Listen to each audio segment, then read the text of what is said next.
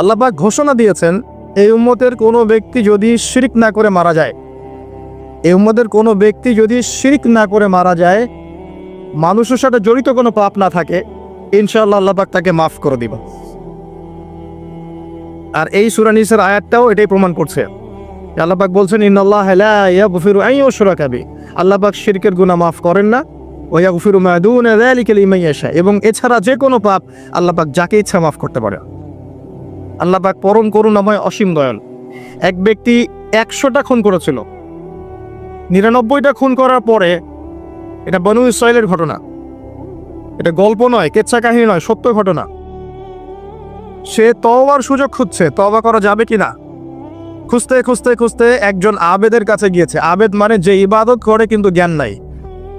দুই রকম মানুষ থাকে মুসলিমদের মধ্যে, একজন এক শ্রেণী আলেম যারা জানে এবং জানা অনুযায়ী আমল করে,